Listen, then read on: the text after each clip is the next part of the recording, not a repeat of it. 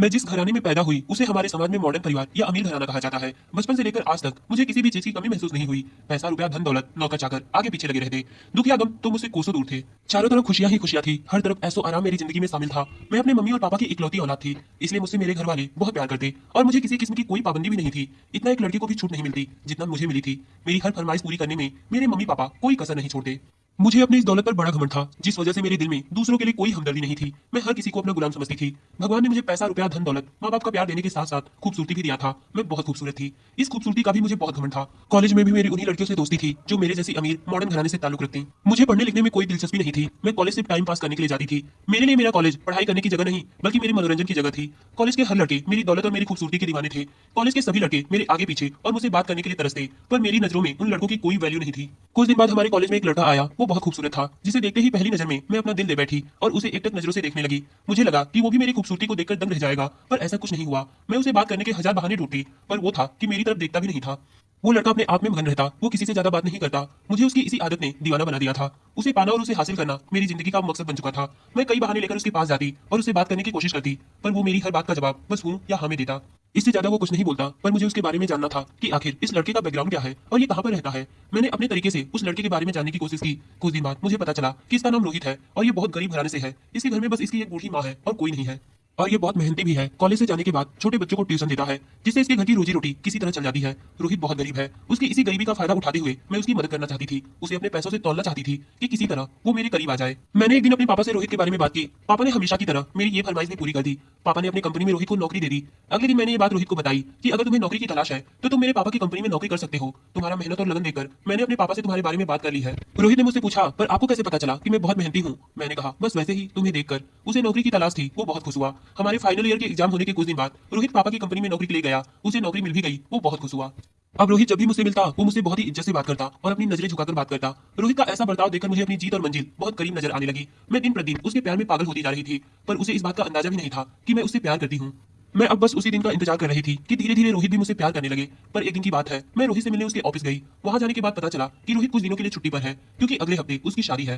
रोहित की शादी की खबर सुनकर तो मेरे पैरों तले से जमीन खिसक गए। मैं सोच भी नहीं सकती थी कि वो मेरे अलावा किसी और का हो जाएगा, पर मैं ये हरगिज बर्दाश्त नहीं कर सकती थी कि मेरा रोहित किसी और का हो जाएगा। अब उसे पाना मेरा जुनून बन चुका था। मैं हर हालत में रोहित को हासिल करना चाहती थी।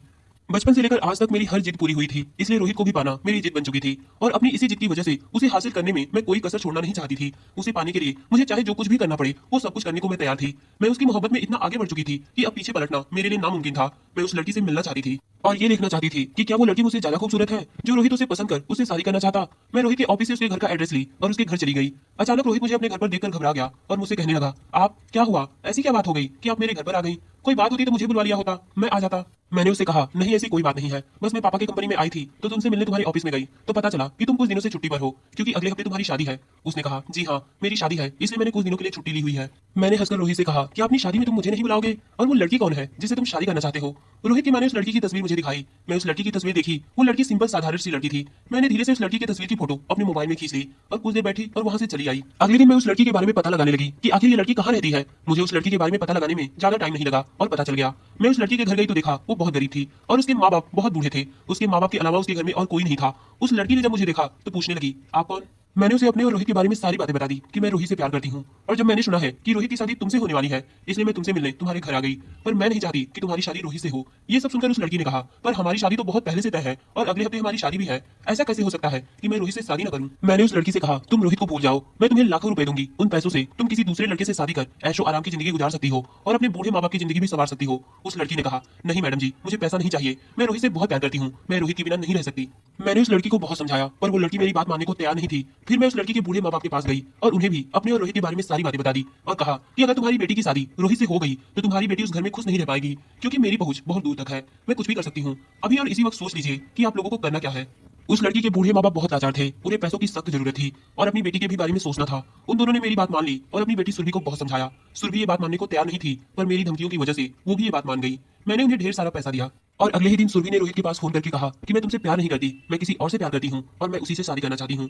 यही कहकर सुरभि और उसके माँ बाप वो शहर छोड़कर कहीं दूसरे शहर में रहने चले गए। अगले एक दो दिनों में जब मैं ऑफिस रोहित से मिलने गई तो रोहित ऑफिस में आया था, पर बहुत अपसेट था। मुझे तो समझ में आ गया था कि रोहित क्यों परेशान है। फिर भी अनजान बनते हुए मैंने उससे पूछा, क्या हुआ? अगले 2-3 दिनों में तो तुम्हारी शादी है, तुम्हें तो अपनी शादी की तैयारियों में बिजी होना चाहिए, तो तुम ऑफिस क्यों आए हो? मेरे मुंह से ये शब्द सुनते ही रोहित सिसक सिसक कर रोने लगा और कहने लगा, मेरे प्यार ने आज मुझे धोखा दे दिया है। मैं सुरभि नाम की लड़की से प्यार करता था और उसी से मेरी शादी होने वाली थी।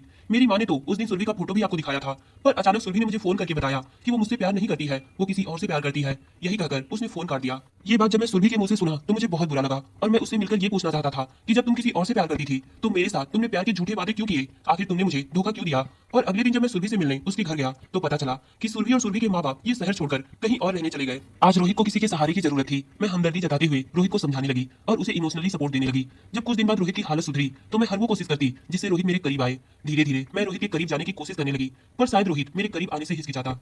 एक दिन बातों ही बातों में मैंने रोहित से कहा कि रोहित, बुरा न मानना, पर मैं धीरे धीरे तुमसे प्यार करने लगी हूँ। क्या तुम मुझसे शादी करोगे? शायद रोहित सुरभि को भुला नहीं पाया था। उसने कहा, नहीं, मैं किसी से शादी नहीं करूंगा। मेरी शादी करने की इच्छा ही खत्म हो चुकी है। मैंने रोहित को बहुत समझाया। किसी तरह रोहित मुझसे शादी करने को तैयार हो गया। मेरी और रोहित की शादी बड़े धूमधाम से हुई। मेरे पापा ने शादी में मुझे एक बहुत बड़ा बंगला गिफ्ट किया। मैं और रोहित की माँ उसी घर में शिफ्ट हो गए। पर सुहाग रात के दिन रोहित ने मुझे छुआ तक भी नहीं। शायद वो बहुत दुखी था। मैं उसके साथ जबरदस्ती तो कर नहीं सकती थी, इसलिए मैंने भी सब्र से काम लिया। कुछ दिन बाद धीरे धीरे रोहित मेरे करीब आ गया। मैं और रोहित एक हो गए। मैंने अपनी जिद और जुनून से वो सब कुछ हासिल कर लिया था जो मुझे चाहिए था। धीरे धीरे मेरी और रोहित की जिंदगी खुशनुमा गुजरने लगी। पर मेरी शादी को 7 से 8 साल हो गए, मुझे कोई भी औलाद नहीं हुई। लोग मुझे बाज कहने लगे। मैंने औलाद के लिए भगवान से बहुत मिन्नतें और दुआएं मांगी। तब जाकर भगवान ने 10 साल बाद मुझे एक बेटा दिया। लेकिन बेटा पैदा होने के साथ साथ मुझे अपाहिज बना दिया। बेटे की पैदाइश के बाद मेरे पूरे जिस्म ने काम करना बंद कर दिया। मेरा दिमाग तो काम करता, पर मेरे शरीर का एक भी हिस्सा हिल डुल नहीं सकता था। रोहित ने मुझे कई डॉक्टरों को दिखाया। डॉक्टरों के मुताबिक मुझे कोई बीमारी नहीं है, इस बीमारी का कोई नाम नहीं है, पर मेरा पूरा शरीर सुन्न हो चुका है। मैं कोई भी काम अपने हाथ से नहीं कर सकती। मेरा दिमाग तो काम करता है, मैं सभी को पहचान पाती हूँ, मैं सब समझती हूँ, पर मेरा पूरा जिस्म अपाहिज बन गया है। मेरे बेटे को संभालने के लिए रोहित को किसी की जरूरत महसूस हुई। कहते हैं ना कि सच्चे प्यार करने वालों को दुनिया चाहे कितना भी जुदा करने की कोशिश करे, पर सच्चे प्यार करने वाले एक ना एक दिन किसी मोड़ पर जरूर मिल जाते हैं। मेरे इलाज के दौरान रोहित जब मुझे लेकर किसी दूसरे शहर में गया था और वहां पता चला कि मेरा कोई इलाज नहीं है, मेरी बीमारी बेइलाज है, तो उसी अस्पताल में रोहित को सुरभि नजर आ गई। सुरभि को देखते ही रोहित ने उसे रोका और मेरे बारे में सारी बातें बताई। सुरभि मेरे पास आई और मुझे देखकर रोने लगी। सुरभि को देखकर लगता था कि उसने अभी तक शादी नहीं की है। रोहित ने सुरभि से पूछा, सुरभि, तुमने अभी तक शादी नहीं की? सुरभि अपने वादे की पक्की थी। उसने मेरा नाम नहीं लिया, बल्कि उसने कहा, नहीं, जिस लड़के से मैं शादी करना चाहती थी वो लड़का मुझे छोड़कर चला गया।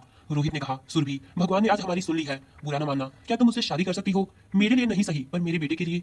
रोहित के मुंह से ये बात सुनकर सुरभि मेरी तरफ देखने लगी। मैं वहीं पर लेटी हुई ये सारी बातें सुन रही थी। मैंने भी सहमति में अपना सिर हिला दिया। रोहित मुझे घर पर लेकर आ गया है। मैं बिस्तर पर पड़ी रहती हूँ। आज रोहित और सुरभि की शादी हो चुकी है। सुरभि मेरे बेटे को बहुत अच्छे से संभालती है, उसे माँ की कमी कभी महसूस नहीं होने देती। सुरभि और रोहित ने दूसरा कोई भी बच्चा नहीं किया। कुछ लोगों को कहते हुए सुना है कि इस दुनिया में भगवान नहीं है, जो गलत करता है उसके साथ गलत नहीं होता, पर इस बात की जीती जागती उदाहरण मैं हूँ। ये बीमारी मेरे उन गुनाहों का नतीजा है जो गुनाह मैंने सुरभि और रोहित के साथ किया।